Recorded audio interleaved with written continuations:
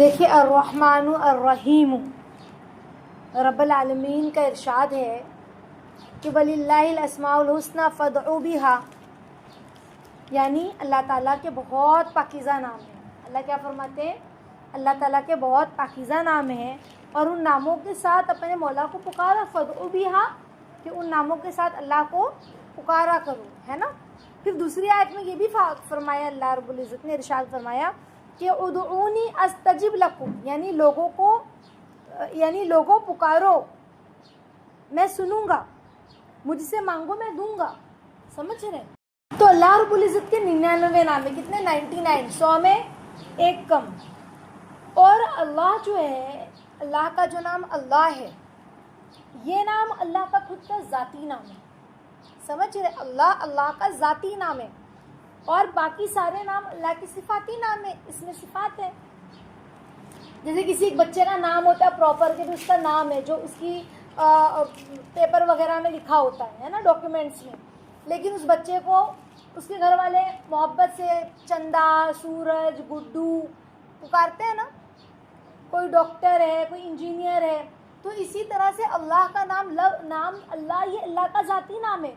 باقی جو نام ہے وہ اللہ کی صفات ہے، یعنی اللہ کے اندر وہ اوصاف موجود ہے، اور اللہ رب العزت اپنے سبھی ناموں میں مکمل اور اکمل ہے۔ اللہ رب العزت اپنے سارے ناموں میں کامل ہے۔ جیسے کہ دنیا میں کوئی ڈاکٹر ہوتا تھا، ہم اس کو کہتے ہیں ڈاکٹر صاحب، حافظ صاحب، عالم صاحب، انجینئر صاحب، سمجھ رہے ہیں؟ لیکن کیا ڈاکٹر اپنے پورے اس میں پرفیکٹ ہے؟ کیا وہ زندگی دے سکتا ہے لوگوں کو؟ ہاں، کیا کوئی دوا ایسا ہے کہ اس نے کسی کو دوا دیا وہ ریئیکشن نہ کی ہو پر 100%؟ نہیں۔ لیکن اللہ رب العزت اپنے سارے ناموں میں پرفیکٹ ہے، سمجھ رہے ہیں؟ اس جیسا پرفیکٹ کوئی نہیں۔ تو کہا کہ ہر ایک اسم جو ہے، ہر ایک اسم معظم کی الگ الگ سلطنت اور بادشاہت ہے۔ اللہ کے سارے نام جو ہے نا، وہ اپنے اندر ایک بادشاہت رکھتے ہیں، ایک ایک کی جدا جدا تاثیر ہے ناموں میں۔ یہ تو کسی کی کیا مجال نا جو ایک نام کی بھی تاثیر ہم بیان کر سکیں۔ ہم ایک اللہ کا نام الرحمن جو میں بیان اگر کروں بھی، تو جو میں نے کیا یا جو آپ نے سنا، سمجھ رہے، جو ہم نے سمجھا، وہ کچھ بھی نہیں ہے۔ اللہ کے نام میں اتنی گہرائی ہے، سمجھ رہے؟ کون ہے جو اس سمندر کو پی سکے؟ مگر ایک ایک قطرہ بھی ہر ایک دریا سے لینا دو جہاں کے لیے کافی ہے۔ اسی بنا پر ایک نام کی خاصیت اور اثر کا ذکر کیا جاتا ہے کہ حدیث شریف میں آتا ہے نا کہ رسول اللہ صلی اللہ علیہ وسلم نے کیا فرمایا کہ اللہ تعالیٰ کے اسماء الحسنہ جن کے ساتھ جو دعا مانگے گا، تو ہمیں حکم دیا گیا ہے نا کہ اللہ کے ناموں کے ساتھ دعا مانگو۔ 99 نام ہیں، جو شخص ان کا احاطہ کرے گا، پڑھتا رہے گا ان ناموں کو، وہ جنت میں داخل ہوگا۔ کتنی بڑی بات! 99 ناموں کو جو پڑھتا رہے گا وہ جنت میں داخل ہوگا۔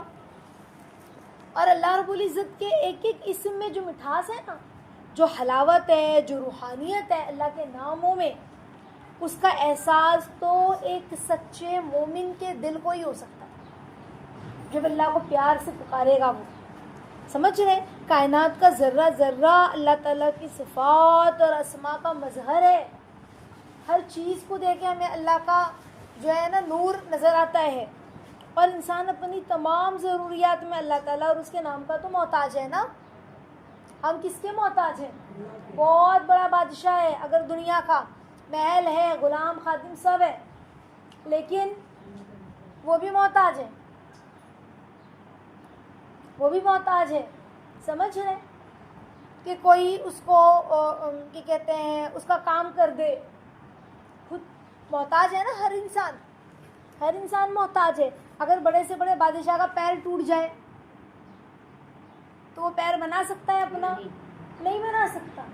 ہر کوئی، پوری دنیا محتاج ہے۔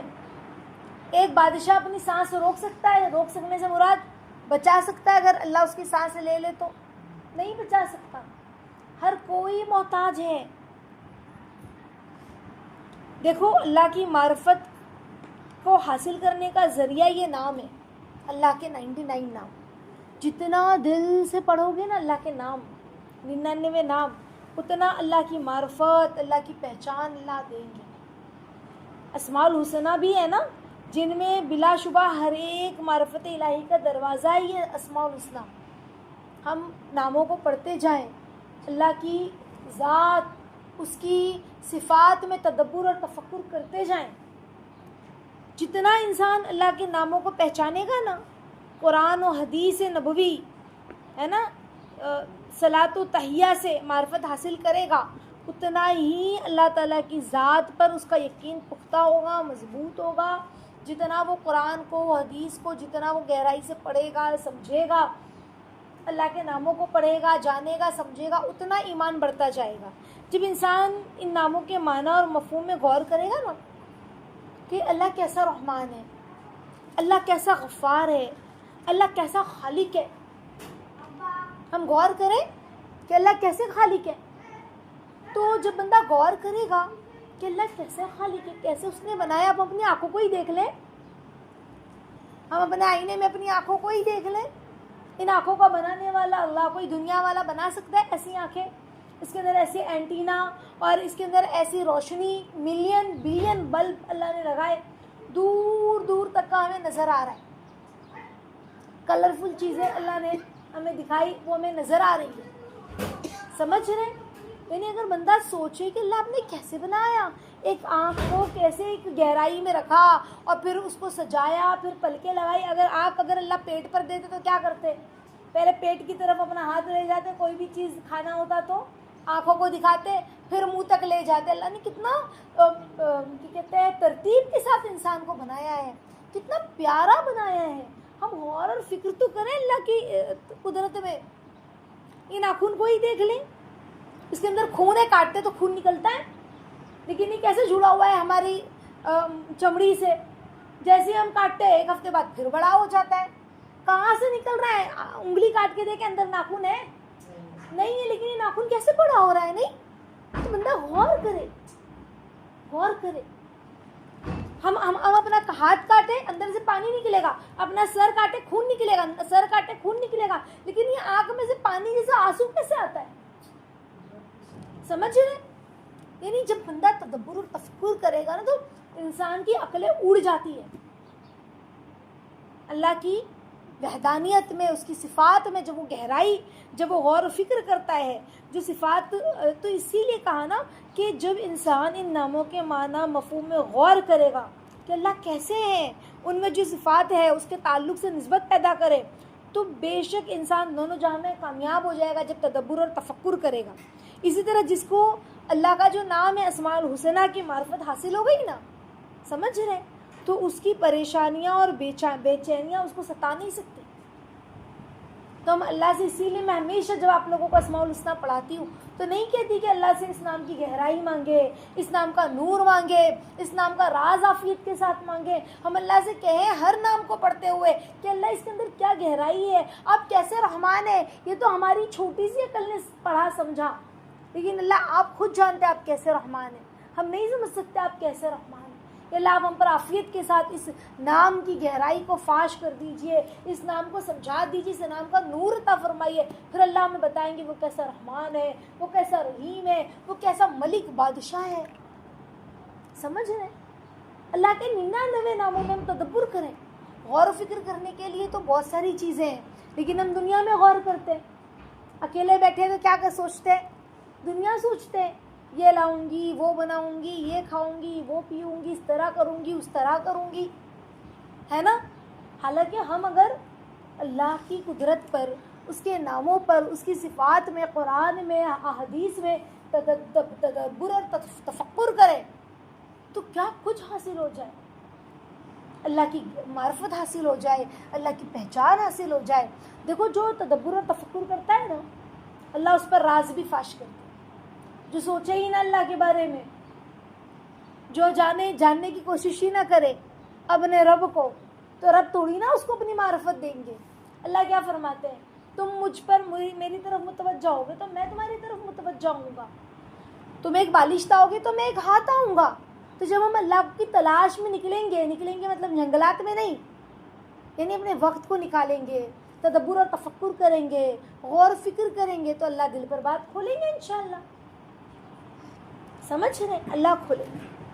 تو اللہ تعالیٰ ہم سب کو اپنے نام کی برکتیں عطا فرمائے. تو انشاءاللہ یہ 99 نام جو اللہ کے ہم اس کو یاد کرنے والے بنے. جو اس ناموں کو یاد کرتا ہے جنت اس پر واجب ہو گئی, جنت میں داخل ہوگا, ہے نا. پھر کتابوں میں یہ بھی آتا ہے کہ ہم اللہ کے یہ پورے 99 نام پڑھ کے جو دعا مانگیں گے وہ دعا قبول ہوتی ہے. ان ناموں میں ایک نام کوئی ایسا ہے جو ہم سب کو نہیں معلوم, کسی کو نہیں معلوم, جس کو کیا کہتے ہیں, اسم اعظم. یعنی اس نام کے ساتھ جب بندہ دعا مانگے تو دعا قبول ہوتی ہے. اب وہ کون سا نام ہے ہم نہیں جانتے, سمجھ آئے. تو ہم اللہ کے نام صبح شام زیادہ وقت نہیں لگتا ہے, محبت کے ساتھ پیار کے ساتھ پڑھیں, اللہ سے دعائیں مانگیں. ٹھیک ہے, انشاءاللہ اپنے بچوں کو بھی اس کی فضیلت بتلائیں, اس کی اہمیت بتلائیں, بچوں کو بھی بیٹھ کے یاد کروائیں کہ دیکھو بیٹا اللہ کے نام کی کیا قیمت ہے. تو ہم اپنے معاملات میں صبح شام کے لے لیں کہ اسماء الحسنیٰ کا ہمیں ورد کرنا ہے. اللہ تعالیٰ ہم سب کو بہترین سمجھ بوجھ عطا فرمائے اور اپنے نام کی برکتیں عطا فرمائے عافیت کے ساتھ. آمین یا رب العالمین.